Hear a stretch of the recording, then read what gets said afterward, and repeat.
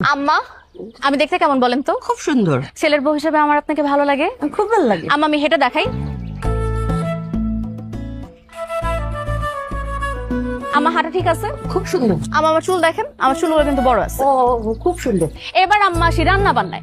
রান্না বান্নার ব্যাপারে কিন্তু আম্মা আমি 1 নাম্বার। আমি বাড়িতে যখনই ভালো মন্দ কিছু রান্না বান্না করছি, আপনাদের বাড়িতে কিন্তু তরকারি আসছে। তখন খাইছেন কিন্তু বুঝেন নাই, এখন তো বুঝছেন কেন আপনার বাড়িতে রান্না বান্না আসছে। তাহলে আম্মা বুঝে গেছেন আমার হাতের রান্না বান্না কেমন। আমি আপনাকে কথা দিতেছি আম্মা, এই বাড়িতে যদি আমি ছেলের বউ হয়ে আসি, আপনি একদম পার উপরে পা তুলে হুকুম করবেন, আমি আপনার সব হুকুম মেনে নিব। এইবার বলেন আম্মা, আপনার কি ছেলের বউ হিসেবে আমাকে পছন্দ?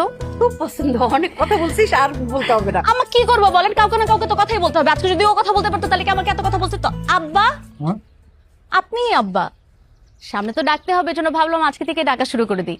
আব্বা, আপনাকে একটা কথা বলি, আপনার ছেলের সাথে আমার 3 বছরের প্রেম, কিন্তু সে বাড়িতে সাহস করে তার বিয়ের কথা বলতে পারতেছে না, সে নাকি ভয় পায়। আমি বললাম, আব্বা কি বাঘ নাকি ভাল্লুক, আব্বাকে তো ভয় পাওয়ার কি আছে, তাই না আব্বা? আমি কতবার বললাম আব্বাকে একটু সুন্দর করে বললেই আব্বা রাজি হয়ে যাবে। এজন্য আব্বা আমি আপনাকে বলছি, আব্বা আপনার হাতে আমার জীবন মরণ নির্ভর করতেছে। এখন আপনি আমাকে বলেন, আপনি কি ছেলের বউ হিসাবে আমাকে মেনে নিবেন নাকি নিবেন?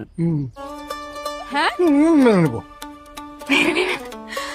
দেখছো, মেনে নিবে। আব্বা, তাহলে আপনি বলেন, আমাদের বাড়িতে আপনি বিয়ের প্রস্তাব নিয়ে যাবেন? হ্যাঁ, আব্বা কোথায় যাচ্ছেন? ওই বিয়ের প্রস্তাব নিয়ে বাড়িতে তোমাদের। এখনই যাবেন আব্বা? হ্যাঁ, এখন যাই। আব্বা একটু দাঁড়ান, সালাম করে নিই। হ্যাঁ, তুমি আসো। আব্বা হাত দিবেন না মাথায়? আব্বা হাত উঠাবেন না? আব্বা হাত নামান। ও হ্যাঁ হ্যাঁ। আমাকে একটু সালাম করি। না না না, আমাকে সালাম করতে হবে না। আমি এমনিতেই খুশি।